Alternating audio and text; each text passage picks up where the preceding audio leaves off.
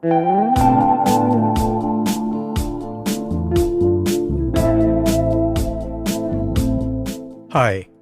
I'm Gregg Lefevre, and this is The Compulsive Storyteller, a collection of short, personal stories about real events from my life that I can't help telling over and over again. Many of these stories prove the old adage that life can be stranger than fiction. I've decided to make a podcast where with each episode, I retell one of the best of these stories with music and sound. My therapist thinks that maybe in this way, I'll be able to stop compulsively retelling my stories. Well, we'll see about that.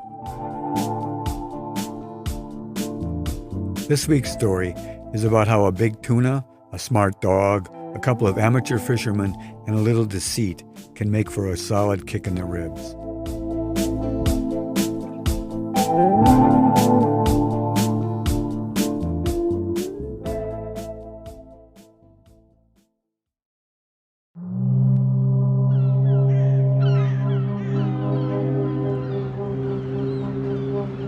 Big Bluefin.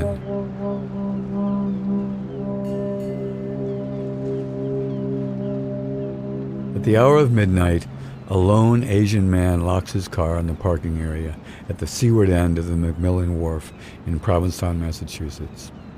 I like to walk my dog Tia at that hour because all the tourists are gone and the long pier is relatively empty except for the commercial fishermen who park their pickups by the fish house at the far end. Tia, my super smart Sheltie Border Collie female mix, gets to go off-leash and sniff and explore all the glorious smells and slime at the dock's edge. As we walk, I am attracted by a small commotion on the narrow walkway between the fish house's receiving door and the edge of the pier. I put Tia back on leash so I can check out what's going on. Just as we reach the edge of the group of onlooking fishermen, a small motorboat emerges from the darkness as it rounds the end of the pier. The boat, with what turns out to be two amateur fishermen on board, is listing badly to the starboard side, where a huge bluefin tuna has been strapped to the gunwale. The boat seems so small, and the fish seem so large that the scene is almost comical.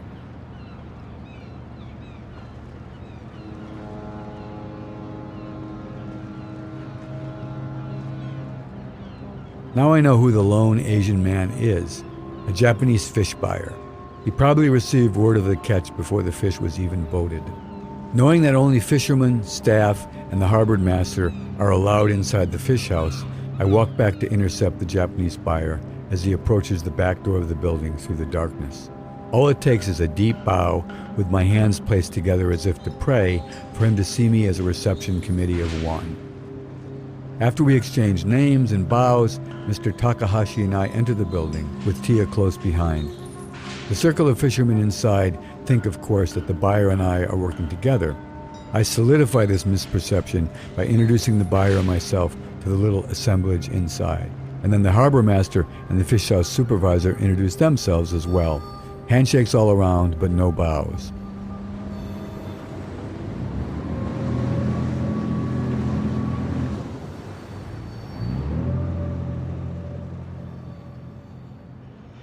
Now everyone's attention turns to the large open double doors where the bluefin is being hoisted by a gantry and boom from the boat below into the fish house.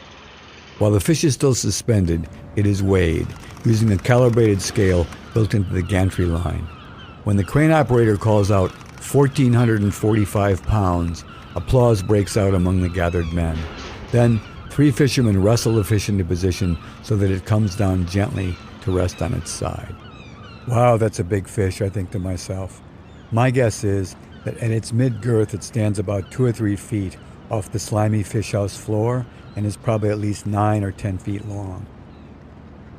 Tia has her ears up and is all eyes and nose.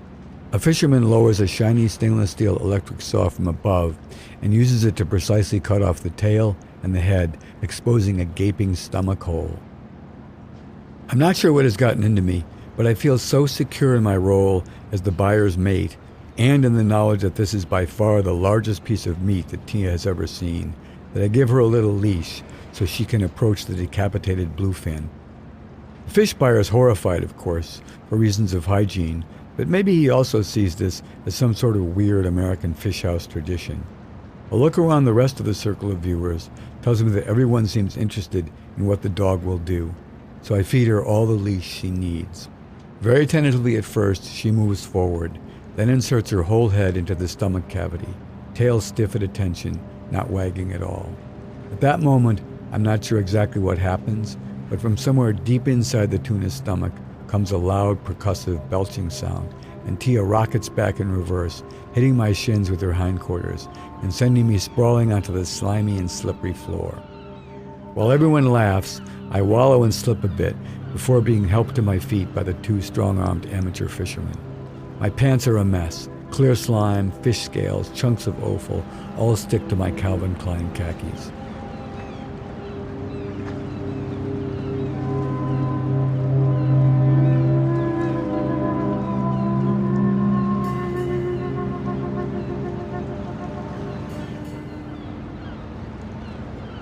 Now comes the fat content test.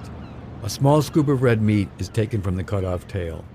After a fisherman mixes the sample in a test tube, he then shakes it and adds some litmus paper. He calls out in an enthusiastic voice that the fat content of the fish is exceptionally high. I'm familiar with all this because a few months earlier I'd finished a book called Bluefin, which reviewed the whole big tuna industry, from how a bluefin is caught and boated, to record catches and sales, and finishing off with the sad plight of the whole industry, since the global population of the fish is plummeting precipitously for a variety of reasons, not the least of which is Japan's insatiable appetite for tuna.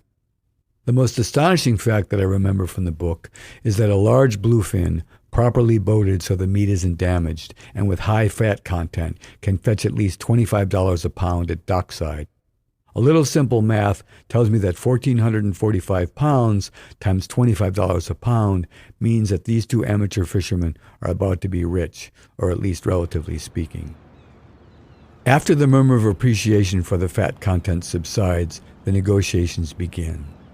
The two amateur fishermen, the fish house supervisor, and the buyer and myself stand in a small circle, inside the larger circle. I'm really pushing my luck, but I'm on a roll. Why not? The Japanese buyer starts with an opening bid, $5 a pound, which is laughably low, but hey, this is a negotiation. However, one of the amateurs immediately responds, "We'll take it." What the hell, I say to myself? We'll take it? We'll take it?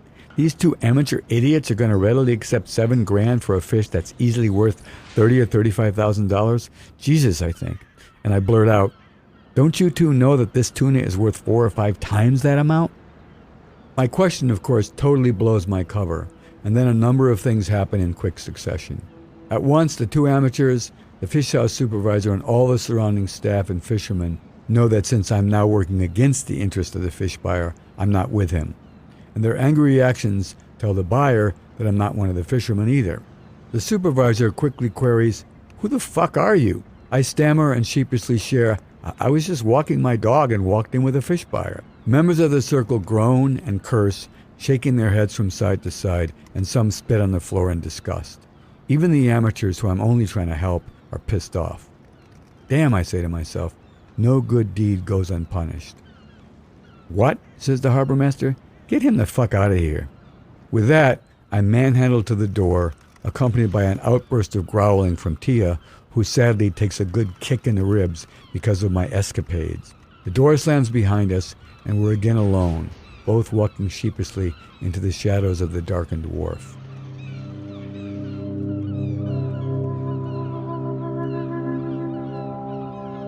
As the summer progresses, I try on several evenings to get Tia to walk out on the pier, but she's having no part of it. Maybe she's a lot wiser than her owner. After a second failed attempt one night, I say out loud to Tia, "Sayonara, big tuna," and she looks back at me with her head cocked in total confusion.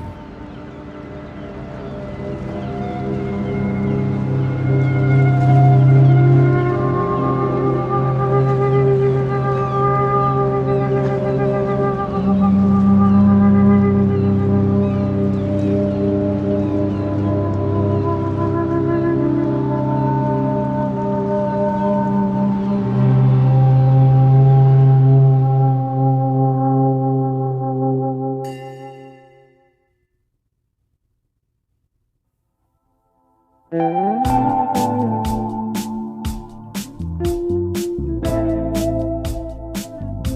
Compulsive Storyteller is produced by Peter Coccoma and me, Gregg Lefevre.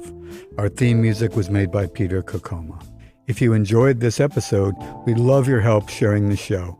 Please subscribe to The Compulsive Storyteller on Spotify or wherever you listen to podcasts, and it would be great if you'd leave a review.